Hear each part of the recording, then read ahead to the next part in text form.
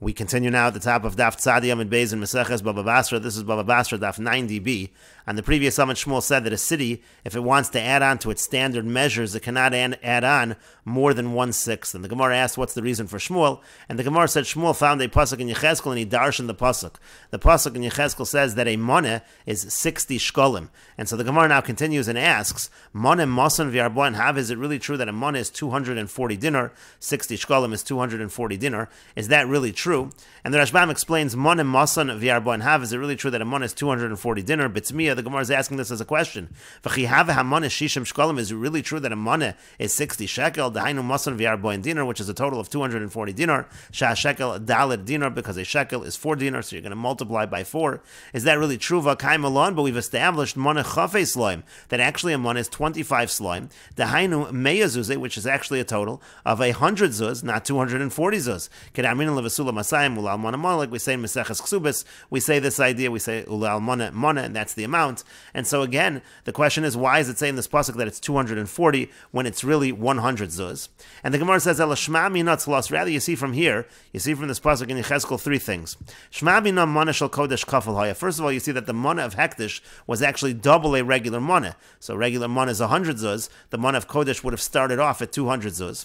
Ushma minat mosifin al amidos vein mosifin yoser mishsos. You also see that you can add on to the measures and you don't add more than 1/6, and that's why it went from 200 to 240. Ushma minan, we also see shasusa milavar, that when you're calculating the 1/6, you calculate it from the outside, meaning you calculate it based on the total number. And the Rashbam here explains kafel, number 1, it was double, chamishim shkolim, meaning to say 50 shekel, v'chamisha shkolim hamiyusarn hein tosefes shasus, and then the extra 5 shekel, that's an addition of 1/6. Shosifu al moneh shel chol, meaning they added on to the moneh of chol chamisha sloim al chafei, they added 5 to the 25, dahainu lamit sloim, that comes out to be 30 sela. Ukashata kovel as shel kodesh havashishim shkolim, and then if you're going to go double that, you're going to end up with 60 shekel. And the idea over here is that if you take 200 dinar, which again, that would be double the amount of the 100 dinar of a standard money. If you take 200 dinar, if you were to take 1/5 of 200 dinar, you're going to add on 200 dinar, 1/5, you're going to end up with 240.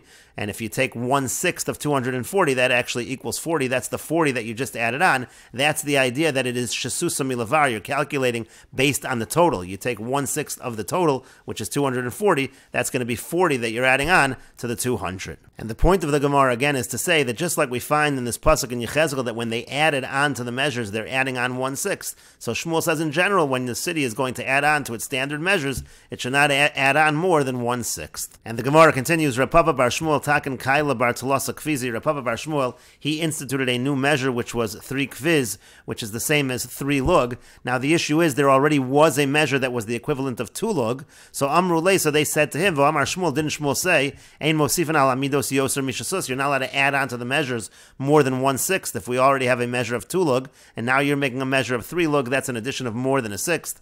Amar Lu, so he said to them, I instituted a new measure, I wasn't adding on to an existing measure.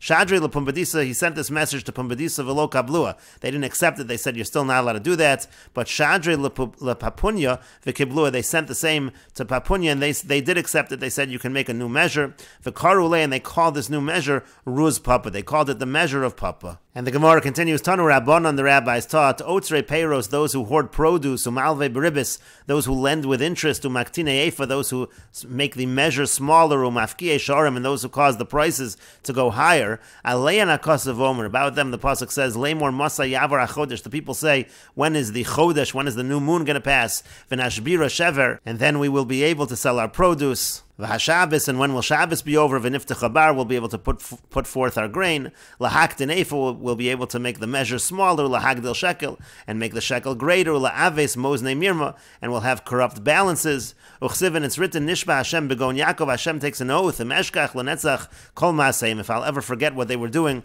all of their corrupt deeds. And so again, we see from these psukim in Amos that HaKadosh Baruch Hu considers these kinds of actions to be corrupt.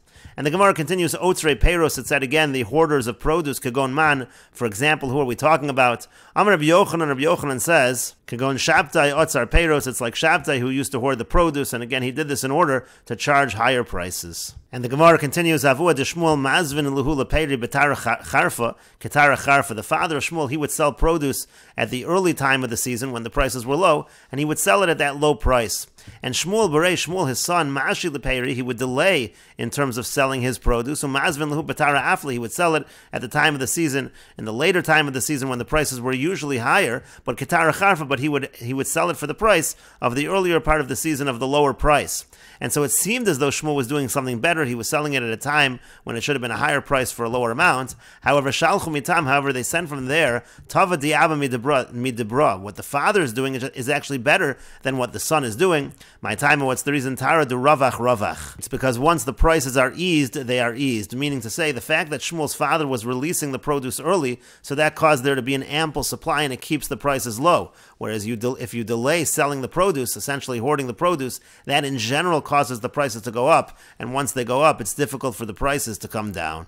And the Gemara continues, Amar Rav says, Osa Adam es Kabo Otzer, a person can take his own kav and make it into a storehouse, meaning to say, if it's produce from a person's own field, he's allowed to hoard that produce. That's not a problem of hoarding the fruits. Tanya Namihachi, the Gemara says, we have a brisa like this as well, Ein Otzer Peiros, Devarim Sheyesh Ben Chayin Nefesh, you're not allowed to hoard produce if it's something that people need for their lives, Kagon Yenos Shemanim Musiltos, for example, like wines and oils and flour.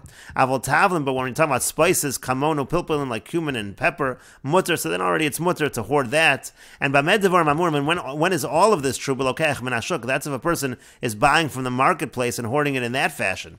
But if a person is taking from his own field and hoarding the produce, mutter, that is permissible. And the Gemara continues, Mutter la'adam latzor peiros be'eretz Yisrael gimel shanim. It is permitted for a person to hoard produce in Eretz Yisrael for 3 years, and that's referring specifically to Erev Shvius, to the year before the 7th year, meaning the 6th year of the Shemitah cycle, Ushvius, and the 7th year of Motzai Shvius, and also the 8th year, because again there you have to hoard the produce, since we're allowing the land to lay fallow. And the Gemara continues, Uveshnei batzoris, and in years of famine, afilu kav charuvin, even if it's just a kav of carobs, lo yetz, or a person shouldn't hoard that, mimnei shamachnis, ma'ara b'sharm, because that brings a curse into the prices. The market prices go up in such situations.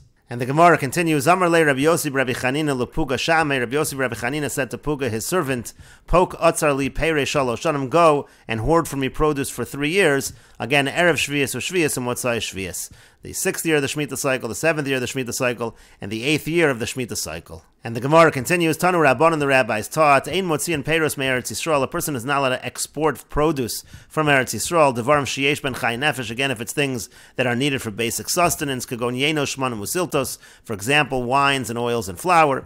Rabbi Yehuda ben Beseira mater b'yayin, Rabbi Yehuda ben Beseira says it's okay by wine, mimnei shememayit es hatifla, because that causes a lessening of illicit behavior. Uchashem shein motzian me'aretz l'chutz la'aretz, just like you cannot export from Eretz Yisrael to chutz la'aretz, kachein motzian Eretz Yisrael to Surya. You're also not allowed to export from Eretz Yisrael to Surya. The Rebbe matter, and Rebbe says that is permitted, and we will continue with this discussion in the next video on Daf Tzadi Aleph Amud Aleph.